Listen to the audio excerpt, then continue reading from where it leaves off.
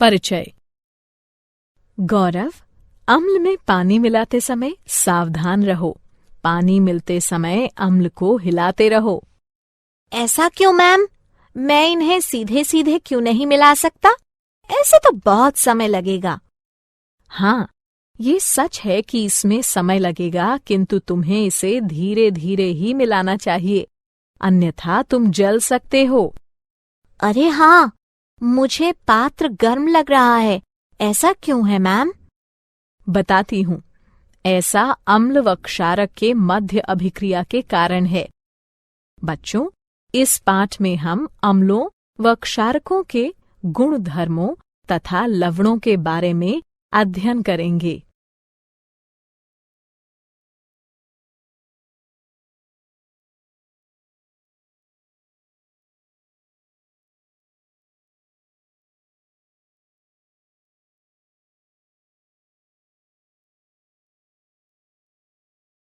उद्देश्य। इस पाठ के अंत में आप निम्न करने में सक्षम हो जाएंगे: अम्लों व क्षारकों के रासायनिक गुण धर्मों की व्याख्या करना, अम्लों व क्षारकों के सामान्य गुण धर्मों को पहचानना, अम्लों व क्षारकों की प्रबलता का वर्णन करना, लवणों की व्याख्या करना।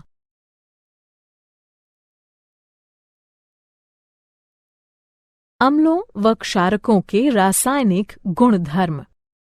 अम्ल वह तत्व है जो पानी में मिलाए जाने पर हाइड्रोजन आयन उत्पन्न करता है, और क्षारक वह तत्व है जो पानी में मिलाए जाने पर हाइड्रोक्साइड आयन उत्पन्न करता है।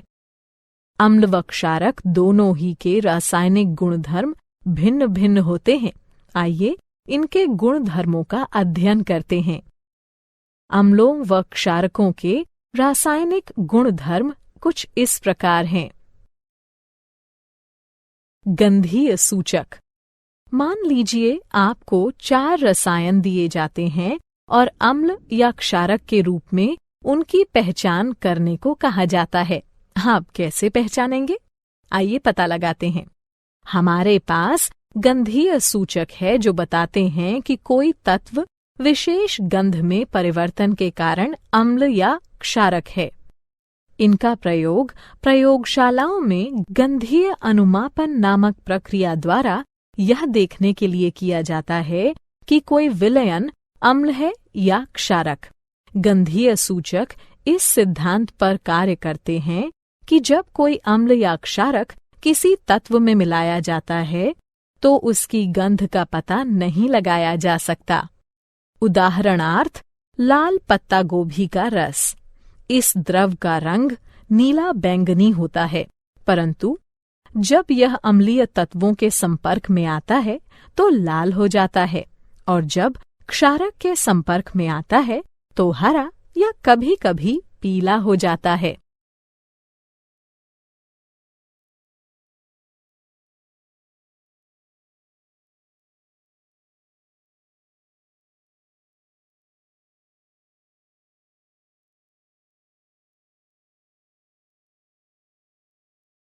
क्या आप जानते हैं, आप जितने भी द्रव देखते हैं उनमें से लगभग प्रत्येक में या तो अम्लीय गुण होते हैं या फिर क्षारीय। जल यानी H2O अम्ल व क्षारक दोनों हो सकता है। इसे कुछ अभिक्रियाओं में अम्ल माना जा सकता है, जबकि अन्य में क्षारक। जल अम्ल या क्षारक बनाने के लिए स्वयं के साथ भी अभिक्रिया कर सकता है।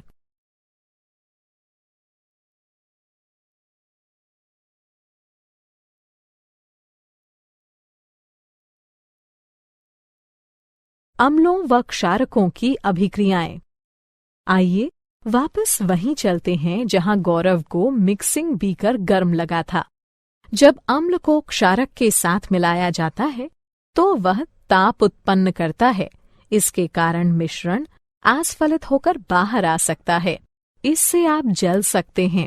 साथ ही अत्यधिक स्थानीय ताप के कारण कांच का पात्र टूट भी सकता है। अतः अम्लों व क्षारकों के साथ कार्य करते समय हमें सावधान रहना चाहिए।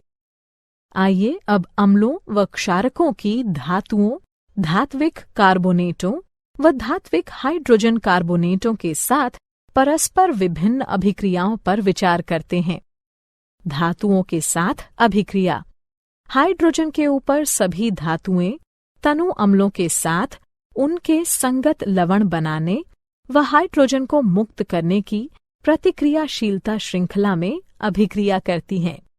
पोटेशियम, सोडियम व कैल्शियम जैसी सक्रिय धातुएं भी इसी प्रकार अभिक्रिया करती हैं, किंतु अम्लों के साथ मिलाए जाने पर विस्फोट कर देती हैं।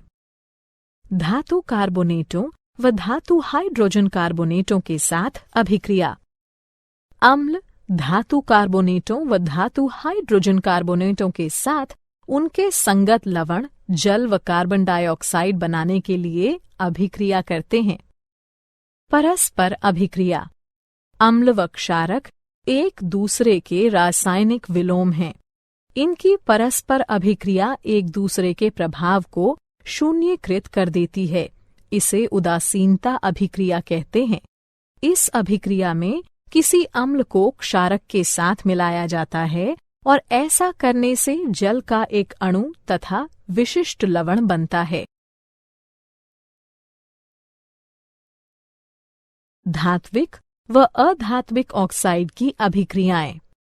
अब जबकि आप देख चुके हैं कि अम्ल व क्षारक धातुओं व हाइड्रोजन कार्बोनेटों से तथा परस्पर कैसे अभिक्रिया करते हैं, आइए देखते हैं कि अम्ल धात्विक ऑक्साइडों के साथ तथा क्षारक अधात्विक ऑक्साइडों के साथ कैसे अभिक्रिया करते हैं। धात्विक ऑक्साइडों की अम्लों के साथ अभिक्रिया। वे ऑक्साइड जो हाइड्रोक्सिल आयनों को उनके अणुओं से संलग्न करते हैं, क्षारकीय ऑक्साइड कहलाते हैं। ये ऑक्साइड अम्लों के साथ अभिक्रिया करने पर उदासीन हो जाते हैं। क्षारकीय हाइड्रोक्साइड अम्ल, लवण तथा जल उत्पन्न करने के लिए उदासीनीकरण अभिक्रिया करते हैं। अधात्विक ऑक्साइडों की क्षारकों के साथ अभिक्रिया। कैल्शियम हाइड्रोक्साइड की कार्बन डाइऑक्साइड के साथ अभिक्रिया लवण तथा जल उत्पन्न करती है। ये अभिक्रिया क्षारकों व अम्लों के मध्य होने वाली अभिक्रिया के समान है। इससे सिद्ध होता है कि अधात्विक ऑक्साइडों की प्रकृति अम्लीय होती है।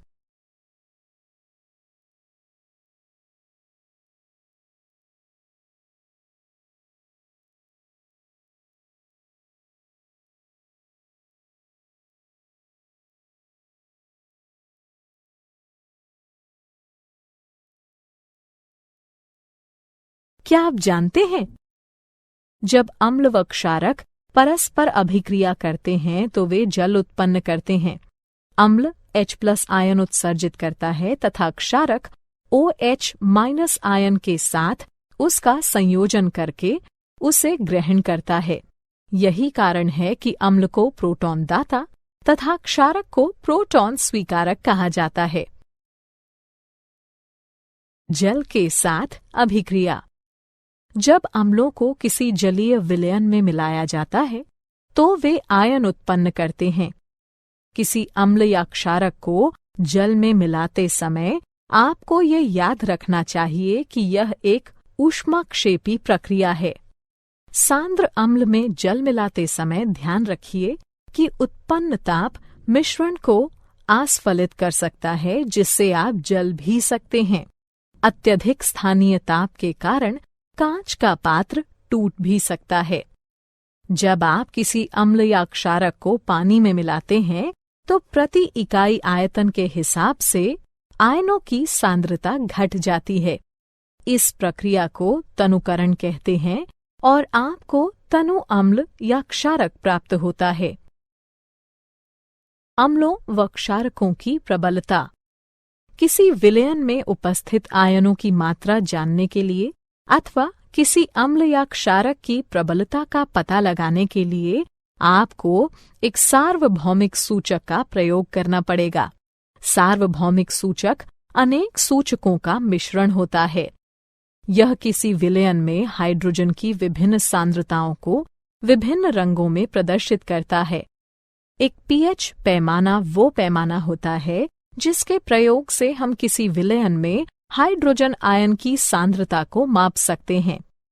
आप पीएच को 0 से माप सकते हैं, जो कि अत्यंत क्षारीयता का प्रतिनिधित्व करते हुए 14 तक अति अम्लता प्रदर्शित करता है।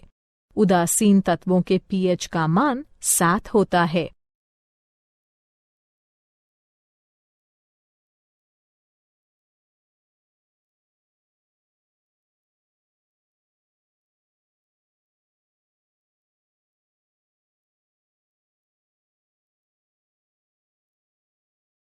क्या आप जानते हैं, सभी अम्लों के गुण धर्म समान होते हैं।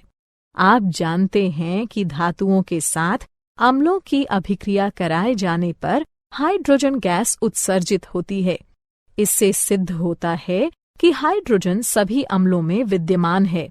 तथापि आपको ये पता लगाना होगा कि क्या हाइड्रोजन रखने वाले सभी तत्वों में अम्लीय गुण धर्म पाए जाते हैं।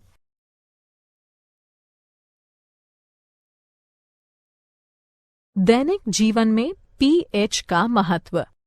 आइए अपने दैनिक जीवन के कुछ ऐसे उदाहरणों को देखते हैं जहां पीएच एक महत्वपूर्ण भूमिका निभाता है। मृदा या मृदा अभिक्रिया का पीएच मृदा की अम्लता अथवा खारापन बताता है। इसे पीएच इकाइयों में मापा जाता है। इसे हाइड्रोजन आयन सांद्रता के ऋणात्मक लघुगणक के रूप में परिभाषित किया जाता है। मृदा में हाइड्रोजन आयनों की मात्रा में वृद्धि के साथ मृदा का पीएच भी बढ़ जाता है और मृदा की अम्लता में वृद्धि कर देता है। मृदा के पीएच को मृदा की मुख्य चर राशि माना जाता है, क्योंकि यह कई रासायनिक अभिक्रियाओं पर नियंत्रण रखता है। यह पोषक तत्वों के रासायनिक रूपों पर नियंत्रण करके पौधों में पोषक तत्वों की उपलब्धता को विशेष रूप से प्रभावित करता है। पाचन तंत्र में पीएच। हमारा उदर हाइड्रोक्लोरिक अम्ल उत्पन्न करता है, जो कि उदर को हानि पहुंचाए बिना भोजन पचाने में सहायता करता है। जब उदर अत्यधिक अम्ल उत्पन्न करने लगता है तो यह अपच हो जाता है तथा उदर में दर्द व जलन होने लगती है। इस दर्द से छुटकारा पाने का उपाय क्षारकों का प्रयोग है, जिन्हें प्रत्यम्ल कहते हैं, जो कि अतिरिक्त अम्ल को उदासीन कर देते हैं। पीएच परिवर्तन के कारण दंतक्षय। दंतक्षय का कारण है दंतवल्क का संक्षारण। कैल्शियम फॉस्फेट से निर्मित दंतवल्क हमारे शरीर का कठोरतम पदार्थ है। यह जल में विलेय नहीं है, किंतु मुख की पीएच का मान 5.5 से कम होने पर यह संक्षारित हो जाता है। हमारे मुख में उपस्थित बैक्टीरिया भोजन के बाद मुख में बची अवशिष्ट शर्करा तथा खाद्य पदार्थों का निम्नीकरण करके अम्ल उत्पन्न करते हैं। इसे रोकने के लिए भोजन के पश्चात हर बार मुंह साफ कीजिए। साथ ही क्षारीय टूथपेस्टों का प्रयोग करने से अतिरिक्त अम्ल उदासीन होता है तथा दंत क्षय रुक जाता है।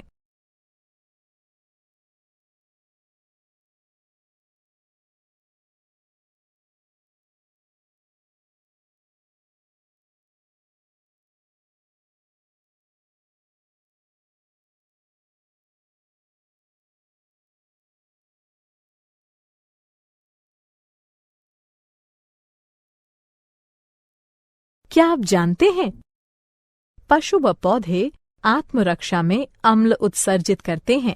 उदाहरणार्थ मधुमक्खी का डंक, चींटी का डंक या बिच्छू पौधे के कांटे। ये पौधों व पशुओं को प्रकृति द्वारा प्रदत्त आत्मरक्षा यंत्र रचनाएं हैं।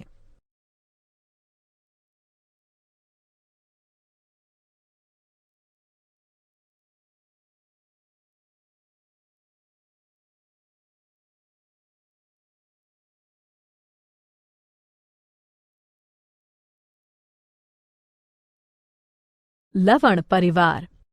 लवण अम्लों व क्षारकों के मध्य अभिक्रिया से निर्मित होते हैं। जब अम्ल का H+ आयन धातु या अमोनियम के आयन से बदला जाता है, तब लवण बनते हैं। एक जैसे ऋणात्मक या धनात्मक मूलक एक ही परिवार के कहलाते हैं। उदाहरणार्थ NaCl व Na2SO4 सोडियम लवणों के परिवार से हैं। इसी प्रकार NaCl व KCl क्लोराइड लवणों के परिवार से हैं।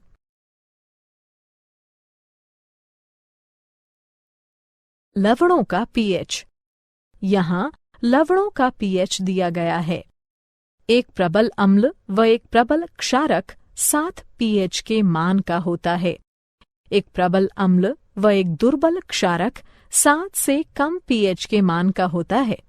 एक प्रबल क्षारक व एक दुर्बल अम्ल 7 से अधिक pH के मान का होता है।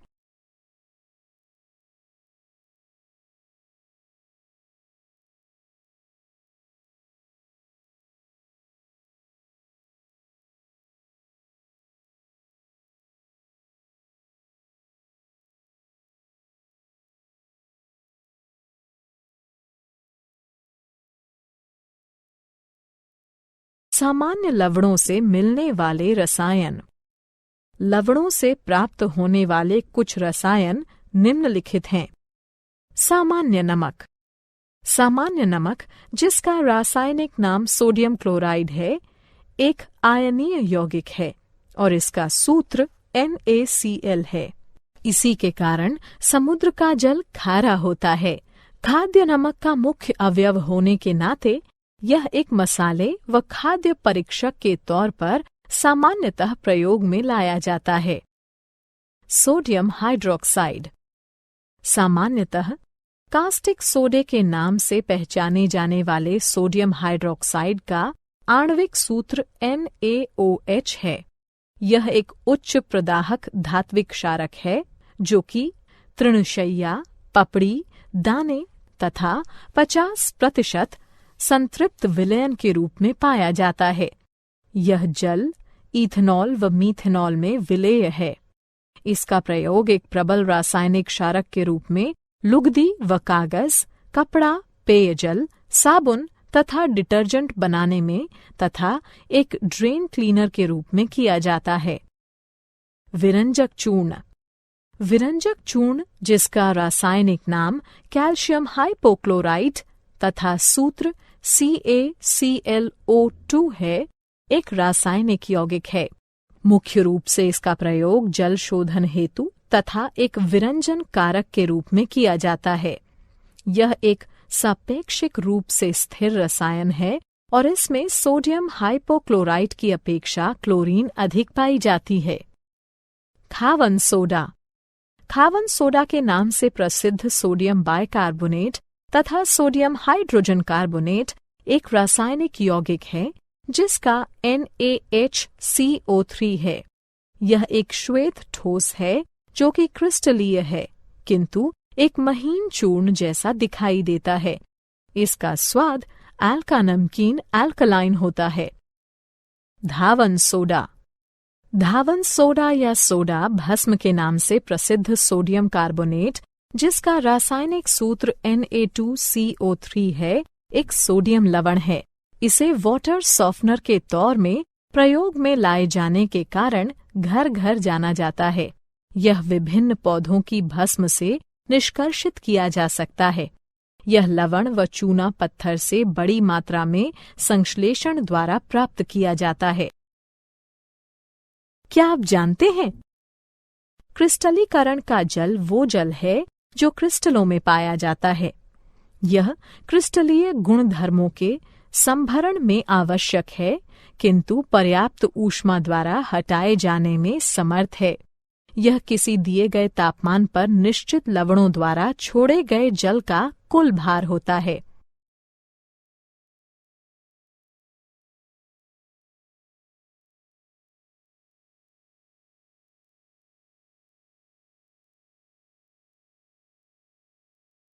सारांश। आइए हमने जो कुछ सीखा है उसे संक्षेप में दोहराएं। अम्ल वो पदार्थ है जो जल में मिलाए जाने पर हाइड्रोजन आयन उत्पन्न करता है, जबकि क्षारक वो पदार्थ है जो जल में मिलाए जाने पर हाइड्रोक्साइड आयन उत्पन्न करता है। गंधीय सूचक पदार्थ विशेष की गंध में परिवर्तन के द्वारा ये बताते हैं कि वह पदार्थ अम्ल है या क्षारक। आप जो भी द्रव देखते हैं उसमें या तो अम्लीय लक्षण होंगे या फिर क्षारकीय। हाइड्रोजन से ऊपर सभी धातुएं अपने अपने लवण बनाने व हाइड्रोजन को मुक्त करने के लिए अभिक्रियाशीलता श्रृंखला में तनु अम्लों के साथ प्रतिक्रिया करती हैं।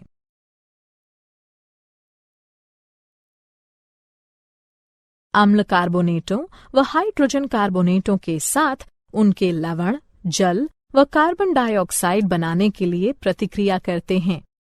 अम्ल व क्षारक एक दूसरे के रासायनिक विलोम हैं। अम्लों को जब जलीय विलयन में मिलाया जाता है तो वे आयन उत्पन्न करते हैं। pH स्केल किसी मिश्रण में हाइड्रोजन आयन सांद्रता मापने का पैमाना है।